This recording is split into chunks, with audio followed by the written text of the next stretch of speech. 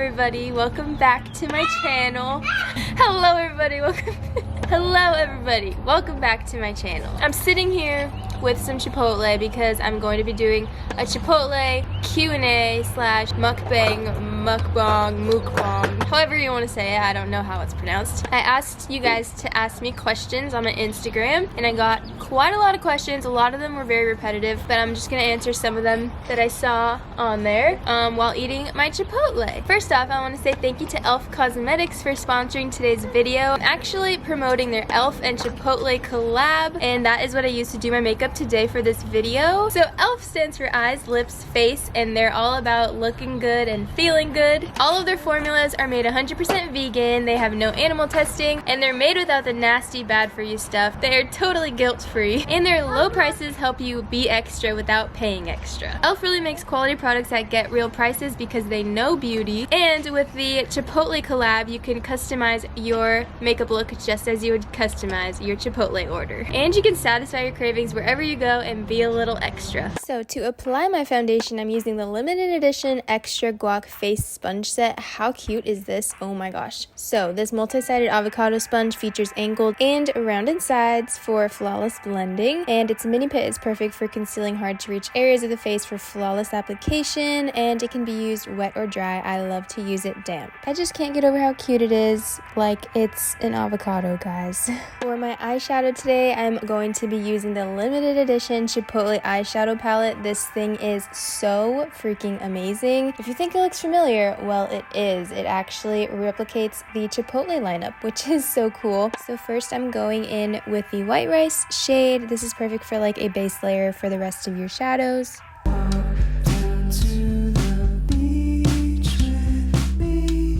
Next, I'm going in with black beans, and this is how ironic because that is actually my next ingredient in my order.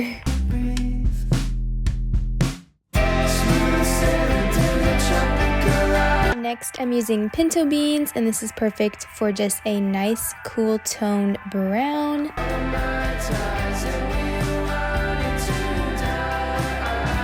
And then going in with the shimmery shade. I love my sofritas, so here we are.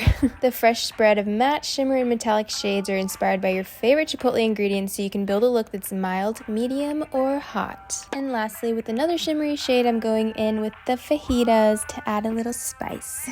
And that is the quick and easy eyeshadow look using the Chipotle eyeshadow palette. And lastly, topping my look off with the limited edition Make It Hot lip gloss. This lip gloss will have your pout looking plumped and fiery, and your lips will just look fuego. It's enriched with vitamin E and coconut oil to nourish and hydrate your lips for a soft, supple feel. Now that I'm thinking about it, I used almost every ingredient in this bowl on my eyes.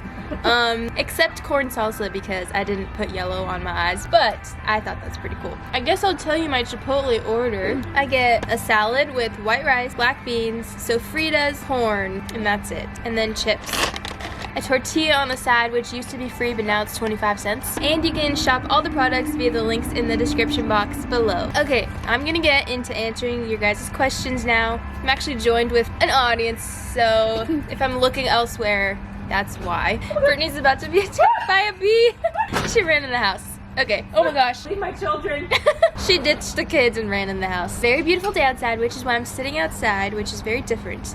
But a lot of the questions are about my new puppy, Rocco, so you will be hearing a lot about him in this video. First question, something you wish you knew before getting a puppy. I always knew and heard that it was gonna be very hard, but I didn't expect him to be like an actual like newborn baby slash toddler. And having to like keep your eyes on him at all times. Not even the fact that he's gonna like tear something up, especially when they're in the potty training phase. Like he could pee in 1 second and you don't even know, and then you go see pee somewhere and you don't know when he did it. It's just having to watch him all the time and not being able to confine him, learning how to train a puppy because I had no knowledge about how to train him. The night before I got him, I was watching YouTube videos all night, and that's the first time I started like researching on like crate training, potty training, and all that stuff. It's still hard. It's not getting easier But it is hard. Next question is, how do you get so many things done in a day? I'd just like to preface this by saying that I don't get a lot done every single day. A lot of people assume that I'm like the most productive person and I just do so much every single day. And yes, I do have some days where I do get a lot done and I am productive, but that's not me every day. I just want to say that. But the days that I am productive, obviously writing everything down on a to-do list is my #1 tip always. It's satisfying to write it all down, satisfying to cross everything off once you get it all done, and it's just good to like have a visual list of things that you need to do instead of just having everything in your head,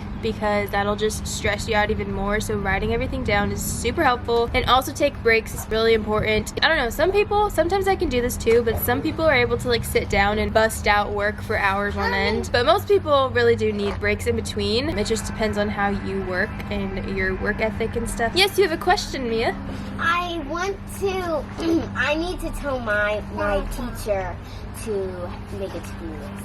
Because she needs to do a lot of stuff. You should tell her to buy my notebook. I've told her that my aunt is YouTuber and my mom's YouTuber.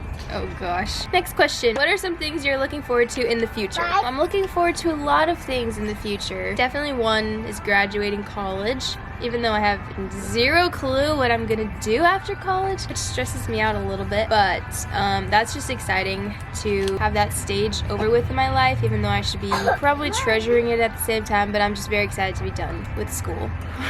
My 2nd grade niece is saying me too.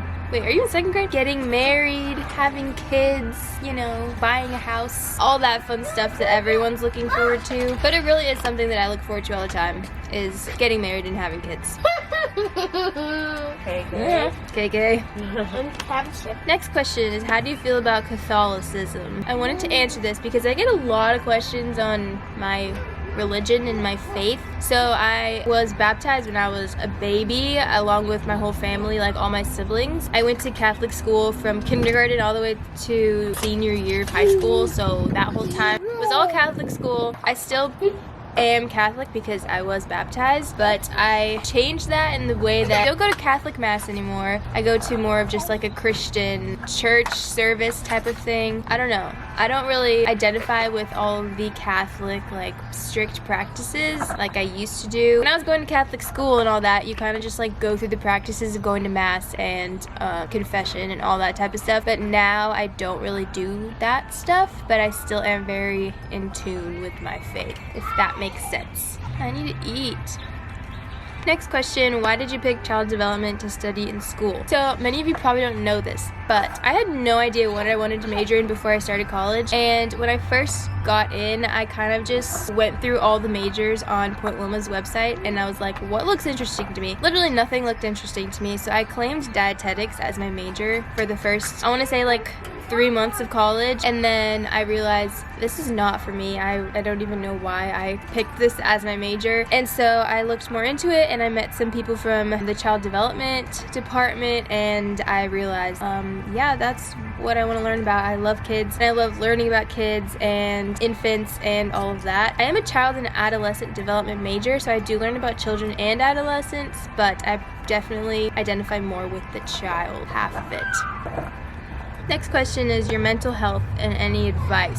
So, my mental health, if we're talking about like anxiety, I've never been diagnosed with anxiety like by a doctor or anything, but I just know that I do have it because all my symptoms align with anxiety symptoms, and what I feel like isn't fake. A lot of you also know that I went to the doctors to go check out like my chest pains because I was having a lot of like physical anxiety symptoms such as chest pains and like heart palpitations and stuff like that. So obviously I was really worried that it was something more because I've never been diagnosed with anxiety. So I did go to the hospital. I did a lot of testing like an EKG, an ECG, and then also had to wear a heart monitor for a whole week. My EKG and ECG both came back perfectly normal, which was, God bless, it didn't detect anything from those. But my heart monitor, they actually said that I have something called, I'm gonna put it on the screen right here because I don't know how to pronounce pronounce it, but it's something that happens at night while I'm sleeping, and it's like a type of heart block apparently. But they said that they talked to the cardiologist and that it's nothing to worry about at all, and that it's not abnormal for my age. So even though there is something going on inside of me that isn't supposed to be happening, I'm taking the doctor's advice to not worry about it, because I know if I worry about it, then it's just gonna make me feel so much worse. I know that I'll be fine, and all of that makes me anxious to know that something is wrong, but it's nothing to worry about, as they said. So yeah. Next question is, why do you commute to school? Do you like it? Have you tried living on campus? No, I have not lived on campus. Originally, I was doing it obviously to save the money, because I didn't have the money to live on campus and pay on campus tuition and all that, and for dorms. But now obviously things have changed, and I'm obviously living on my own, and I'm able to afford that. So I think now it's more of just, I don't know, I like my space now, and the fact that I'm able to pay for an apartment and live by myself and have all that space is what I would rather do than live on campus. I know that campus life of living in the dorms is so different and something that everyone should experience, but I don't know, I didn't really prioritize that, and I'm still having a great time. So next question, what is your #1 tip for growing your YouTube platform? I mean, obviously there's so many things that you need to know about being a YouTuber and growing on YouTube, and there's way too many videos out there for me to make a video on it even. I think the one thing that I'm gonna say that I don't think a lot of people like actually do is, when I first started growing a lot is when I was responding to like all of my YouTube comments. That doesn't just like boost your videos because you have more comments, but it also establishes those relationships with your subscribers, and they know that you care about them and that you like appreciate their comments and their support and all that. So as soon as I started doing that, and there was a point like a few months long that I was responding to every single comment that I got on my videos, and obviously now that's kind of impossible for me to do, which I'm so grateful for. But the time that I did do that, I really did like form those connections with specific subscribers and even made friends out of it. So highly recommend doing that for a lot of different reasons. Okay, next question. Best part of living in San Diego. There's a lot of favorite things about living in San Diego. One thing is that all my family's here and I get to see them. What are you doing? Come here. Oh my gosh. Say hi. Say hi to the camera. He just came out to show me his sticker. Obviously, being with all my family in San Diego is nice, but like I said, even if we were in like Arkansas and all my family was there, obviously I would love that too. But aside from family and having all of them here, the weather is one thing. I know so many people wish they had San Diego weather, and I totally get it. It's so sunny and beautiful today. Obviously we have rainy, gross days, but we don't have to deal with snow. We don't have to deal with a lot of different things. Probably the weather for sure, and the beaches obviously. And being able to just like drive to the beach, sit on the cliffs and watch the sunset, I'm very grateful. Next question, when did you and Keiko start dating and or tell your first kiss story? My niece is listening. You had to leave. So if you don't know, Keiko is my boyfriend. We've been together for 4 years. 5 years in July. We started dating in 2016.